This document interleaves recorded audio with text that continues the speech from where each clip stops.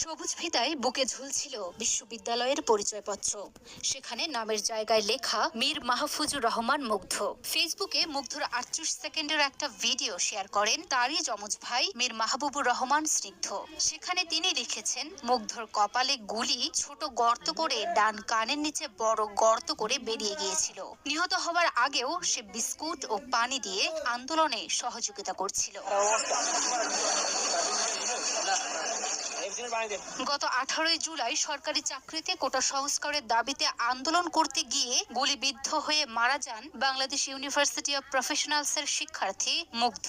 নজিরবিহীন কোটা সংস্কার আন্দোলনে নিহতদের একজন এই মুগ্ধ। নিজের ফেসবুকে তার ভাই স্নিগ্ধ বর্ণনা দিয়েছেন সেদিনের ঘটনাকে। ফেসবুকে স্নিগ্ধের শেয়ার করা ভিডিওতে দেখা যাচ্ছে, মৃত্যুর আগে শেষ মিছিলেও মুগ্ধ আন্দোলনকারীদের হাতে ওয়াটার কেস থেকে পানি তুলে দিচ্ছেন। তাকে বারবার বলতে শোনা যায়, এই পানি লাগবে, পানি।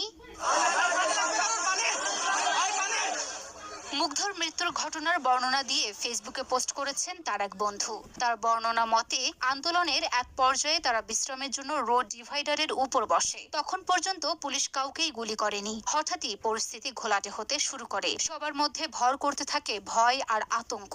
সবাই দৌড়াতে শুরু করে। জীবন বাঁচাতে সে দলে যোগ দেয় মুগ্ধর বন্ধুরাও, কিন্তু পারলেন না মুগ্ধ।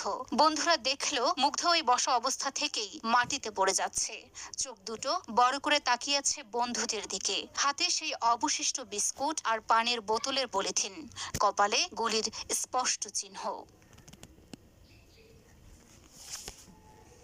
Luna Afroz Nipa, Dhaka post.